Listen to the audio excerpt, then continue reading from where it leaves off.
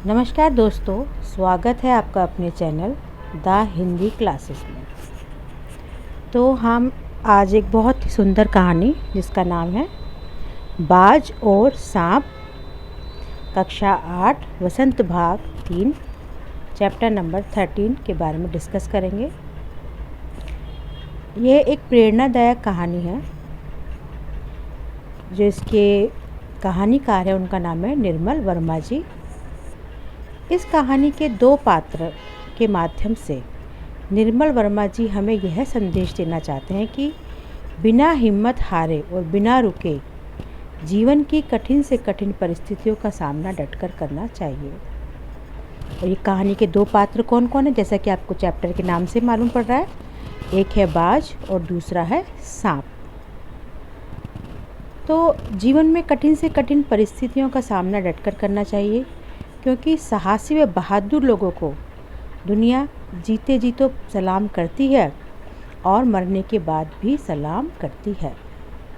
लोग सदैव उनकी प्रशंसा के गीत गाते हैं। इसीलिए बार बार लगातार तब तक कोशिश करते रहिए जब तक आप सफल नहीं हो जाते हैं। तो यही संदेश हमें कहानीकार देना चाहते हैं निर्मल वर्मा जी कि हमें कोई भी कार्य हो, चाहे पढ़ाई का कार्य हो, चाहे किसी के द्वारा करवाया गया कार्य हो, एक दो बार में कभी भी हार नहीं माननी चाहिए। बार बार हमें सेल्फ मोटिवेट रहना चाहिए और उस कार्य को पूरा करना चाहिए तब तक कि वो अच्छी तरह से समाप्त ना हो जाए। समाप्ति तक उस कार्य में लगे रहना चाहिए, क्योंकि जब हम किसी कार्य को वीरता और बहादुरी से समाप्त करते हैं, वो मायने नहीं रखता हम सफल हो या ना हो। मायने हमारी कोशिशें रखती है कि हमने कोशिश कितनी की, कैसे की, हिम्मत तो नहीं हारे ना। मेन उद्देश्य जीवन में यही होना चाहिए। कोई भी कार्य करो, छोटा या बड़ा, पूरी मेहनत, ईमानदारी और बहादुरी से करना चाहिए। यही इस कहानी का मेन जो है वो उद्देश्य है। जैसा कि आप जानते हैं दोस्तों, बाज और सांप जो है वो एक दूसरे के दुश्मन होते हैं। बाज जो है वो सांप का शिकार करता है और उसको खाता है, ये हम सबको पता है। तो ये जो कहानी है वो इसी के इर्द गिर्द घूमती है। तो आइए अब हम लाइन बाय लाइन इस कहानी की समरी को देखते हैं। समुद्र के किनारे एक ऊंचे पर्वत की एक अंधेरी गुफा में एक सांप रहता था। धूप में चमकती झिलमिलाती उस समुद्र की तूफानी लहरें दिन भर उस पर्वत की चट्टानों से टकराती रहती थी। उसी पर्वत की एक घाटी में एक नदी भी बहती थी जो अंततः समुद्र में आकर मिल जाती थी। घाटी मतलब जब दो, एक किनारे पहाड़ है और दूसरे किनारे भी पहाड़ है, पहाड़ों के बीच में जो खाई होती है जिसको हम हिंदी में वैली बोलते हैं, उसको घाटी बोलते हैं। तो पर्वत से जो नदी है वो गिर के घाटी में आती है, मतलब नीचाई में आती है। तो वहाँ पर चट्टानों के बीच में गुफा बन जाती है और उन्हीं गुफा में सांप रहता था। सांप अपनी गुफा में आराम से बैठकर समुद्र की लहरों की आवाज़ और नदी के शोरगुल को चुपचाप शांति से सुनता रहता था। वह अपनी ज़िंदगी से पूरी तरह संतुष्ट था। वह अक्सर सोचता था कि वह उस गुफा का मालिक है और अपनी गुफा में बहुत अधिक सुरक्षित और सुखी है। उसको वहाँ पूरी तरह सेटिस्फाइड था, किसी से कोई शिकवा शिकायत नहीं था और वह अपने आप को सुरक्षित और सुखी महसूस करता था।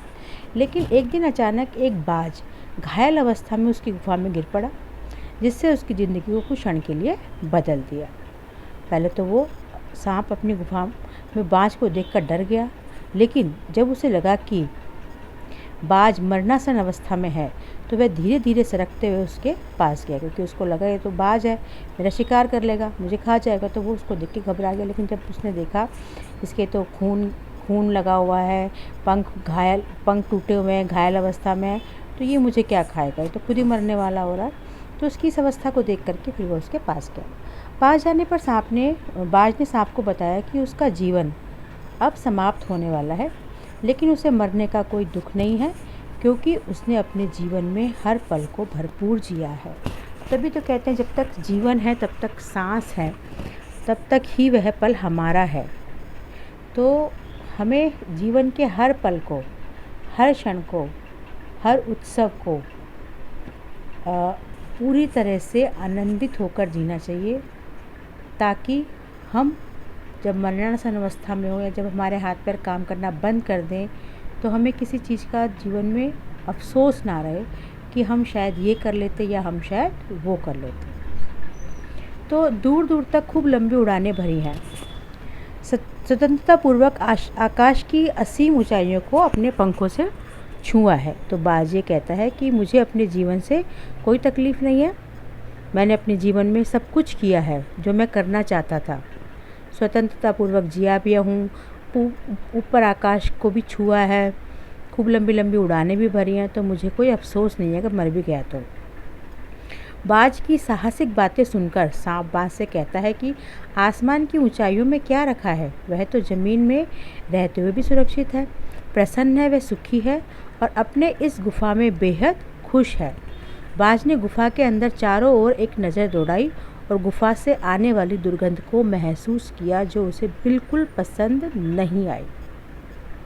उसने देखा ये कैसी हालत में जा रहे हैं, दुर्गंध भी आ रही है, छोटी सी गुफा है और नमी भी बनी हुई है, यहाँ ऊपर से पानी भी टपक रहा है, तो उसको वो जगह अच्छी नहीं लगी। किंतु उसके टूटे हुए पंखों में इतनी शक्ति नहीं थी कि वो उसके अपने घायल शरीर का बोझ संभाल सके, इसीलिए वह सीधे समुद्र में जा गिरा और थोड़ी देर बहता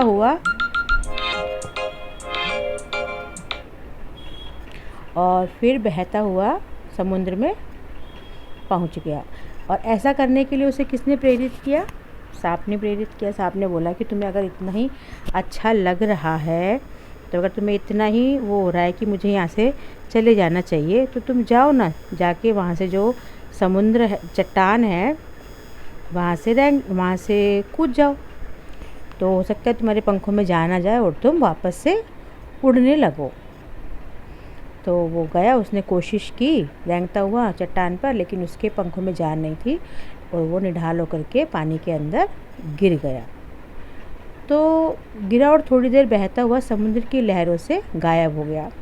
बाज सांप का ऐसा हाल देखकर हैरान हो गया और उसके मन ही मन सोचा कि आसमान में उड़ने में ऐसा क्या आनंद आता है कि बाज ने अपने प्राण तक गंवा दिए। अब सांप के मन में भी आकाश में उड़ने की इच्छा जागती है और वह भी उड़ने की कोशिश करता है। क्योंकि सांप का शरीर प्रकृति ने उड़ने के हिसाब से नहीं बनाया, मतलब इसमें कहानीकार ये कहना चाहता है कि बाज ने घायल अवस्था में भी साहस दिखाया। जो साहसी लोग होते हैं ना, वो दूसरों के मन में भी साहस का संचार कर देते हैं अपनी बातों के द्वारा, अपने कर्मों के द्वारा। तो सांप के मन में भी साहस का संचार हुआ और वो देखना चाहता था कि आसमान में ऐसा क्या है जो मरणासन अवस्था में भी बाज ने इतनी हिम्मत दिखाई और वो आसमान में जाने की कोशिश करने लगा। तो उसके दिल में भी आया कि चलो मैं भी करके देखता हूँ क्या है ये। लेकिन प्रकृति ने जो सांप का शरीर है वो उड़ने के लिए तो बनाया नहीं है ना। तो इसीलिए जैसे ही वह उड़ने के लिए अपने शरीर को हवा में उछालता है तो औंधे मुँह ज़मीन पर आ गिरता है। लेकिन भगवान का शुक्र है कि वो किसी तरह से बच जाता है, क्योंकि उसका शरीर भारी होता है, तो वो ज़्यादा दूर तक जो जा नहीं पाता, चट्टान से उड़कर चट्टान पर धम से गिर पड़ता है। अब सांप सोचता है कि उड़ने में कोई आनंद नहीं है, सारे पक्षी तो मूर्ख ही होते हैं, असली सुख तो धरती में ही है। ये पक्षी तो व्यर्थ में ही आकाश की ऊंचाइयों को नापना चाहते थे। लेकिन अब मैं कभी भी उड़ने की कोशिश नहीं करूँगा, आराम से सुरक्षित ज़मीन पर ही रहूँगा। अब वो सोचने लगा सांप ऐसा कि अब मैं कभी ऐसा नहीं करूँगा। अभी सांप अपनी गुफा में बैठ कर इसे सोच ही रहा था कि तभी उसके कानों में सुंदर गीतों की मधुर ध्वनि सुनाई पड़ी। बैठा हुआ था, इस तरह सोच रहा था कि सब बेकार की बातें हैं, ये सब हमें नहीं करना चाहिए और ये पक्षी लोग तो बेकार होते हैं। तो अभी वो सोच रहा था इस तरह से, तो उसके कानों में जो है वो मधुर ध्वनि सुनाई पड़ी। इस समंदर में इतने मधुर स्वर कौन गा रहा है? यही देखने के लिए सांप अपनी गुफा से बाहर आया, है ना। तो वो बाहर देखता है कि ये क्या हो रहा है, कहाँ से आवाज़ आ रही है।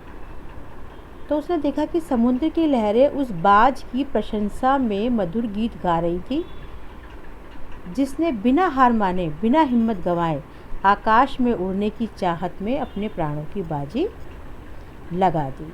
गीत गाते हुए समुद्र की लहरें कह रही थी कि उनका यह सुंदर गीत उन सभी बहादुर और हिम्मती लोगों को समर्पित है जो अपने लक्ष्य को और अपनी स्वतंत्रता की प्राप्ति के लिए अपने प्राणों की परवाह भी नहीं करते हैं। और इस दुनिया में वही व्यक्ति चतुर है जो अपनी ज़िंदगी को दांव लगाकर आगे आने वाले खतरों का बहादुरी से सामना करे और अपनी ज़िंदगी को पूरी आज़ादी के साथ भरपूर जिए। यहाँ पर लेखक समुद्र की लहरों के माध्यम से सभी को यह संदेश देना चाहते हैं कि लगातार और बार बार प्रयास करने में ही सफलता मिलती है, भले ही आपको शुरुआत में असफलता का सामना क्यों ना करना पड़े।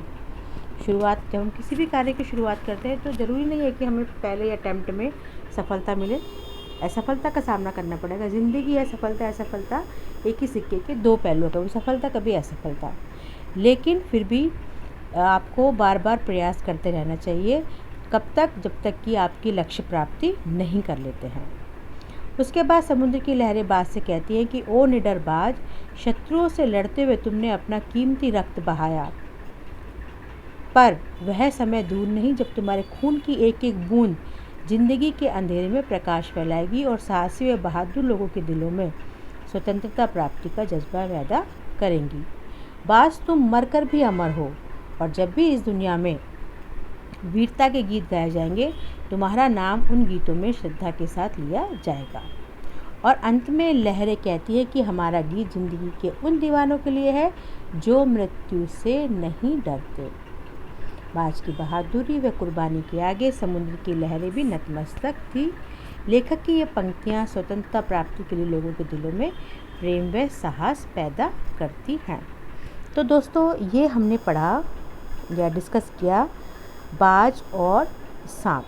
तो इसमें यह है कि जो बहादुर लोग होते हैं, साहसी लोग होते हैं ना, कहते हैं जैसे संगत का असर सब पे ही आता है। तो उसकी तो जैसा कि हमने देखा कि जब सांप बाज की संगत में आया तो उसके अंदर भी जैसे सांप को कायर माना जाता है, लेकिन जब अच्छे लोगों की संगति में आते हैं ना तो हमारे अंदर भी कुछ ना कुछ वो अच्छी संगति के एक अंकुर फूट ही जाते हैं और हम भी कुछ साहसिक कार्य करने के लिए तैयार हो जाते हैं। तो दोस्तों, यह था आज का हमारा चैप्टर। आइए अब हम इसके प्रश्न उत्तर की ओर चलते हैं। तो सबसे पहला जो प्रश्न है वो है, घायल होने के बाद भी बाज ने ये क्यों कहा, मुझे कोई शिकायत नहीं, विचार प्रकट कीजिए। क्या लगता है दोस्तों आपको, बाज की ये मानसिकता क्यों रही होगी? किस तरह के भाव दिखाई देते हैं आपको इसमें? मुझे कोई शिकायत नहीं है। कोई व्यक्ति किसी से कब शिकायत नहीं करता है? तो वो संतुष्ट होता है।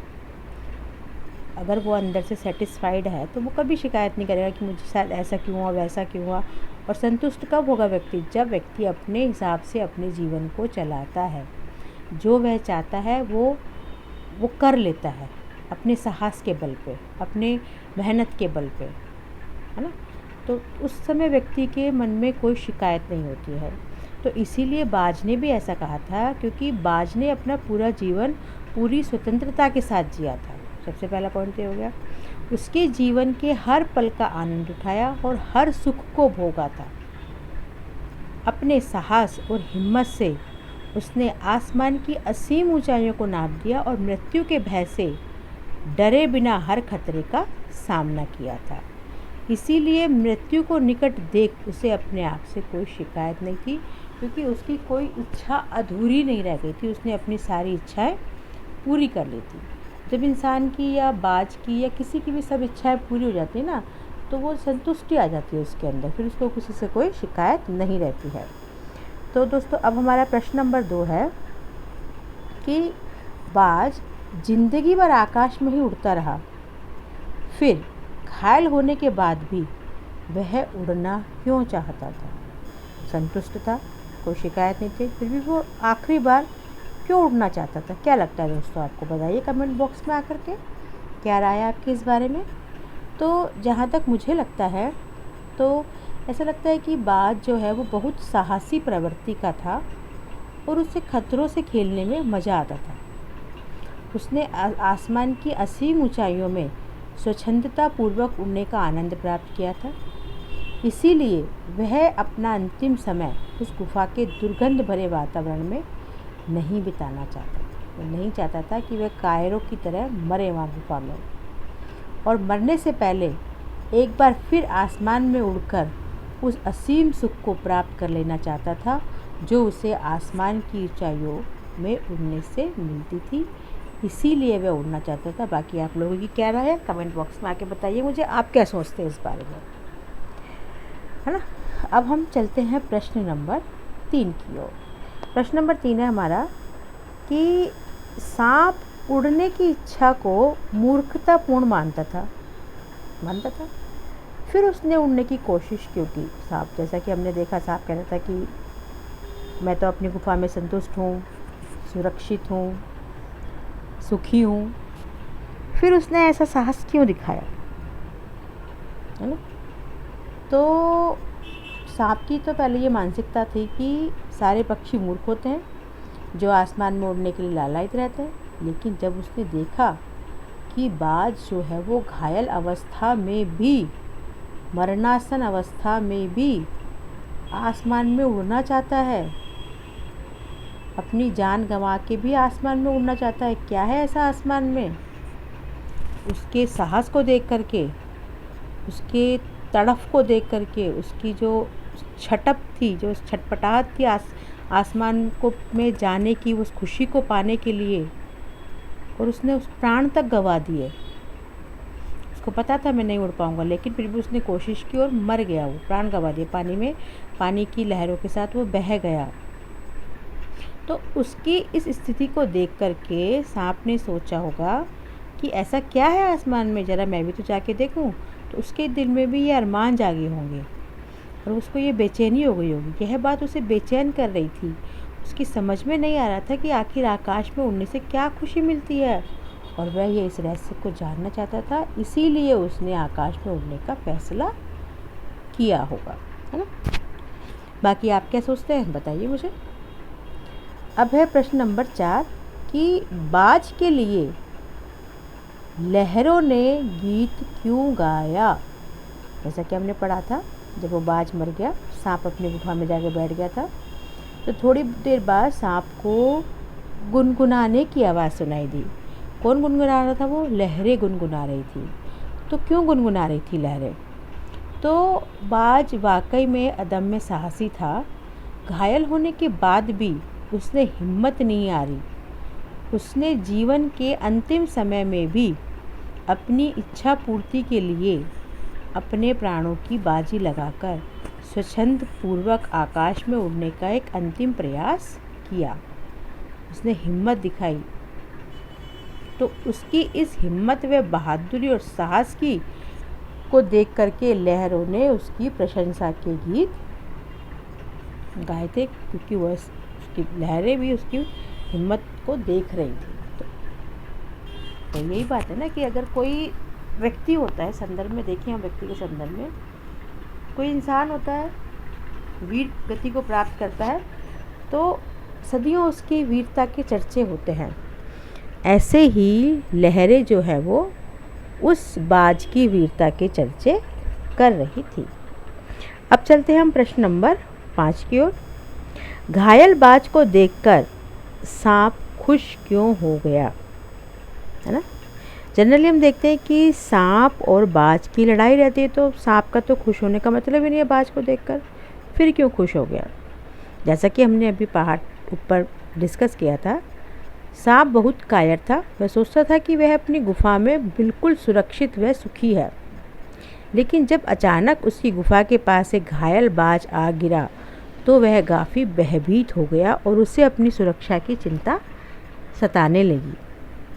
लेकिन जब उसने देखा कि बाज तो स्वयं ही घायल है और अधमरा है, उसे कोई हानि पहुंचा नहीं सकता, ये तो खुद मरने को हो रहा है, मुझे क्या हानि पहुंचाएगा। फिर उसको देखकर वह सुरक्षित महसूस करने लगा और इसीलिए वह खुश हो गया था। तो दोस्तों, यह था हमारा आज का चैप्टर सांप और बाज। बहुत ही प्रेरणादायक, अदम्य साहस से भरी हुई कहानी है जो हमारे अंदर साहस का संचार करती है। तो अगर आपको इस कहानी से संबंधित कोई भी प्रश्न पूछना हो तो आप मुझसे कमेंट बॉक्स में आके पूछ सकते हैं। चलिए दोस्तों, थैंक यू, फिर मिलते हैं।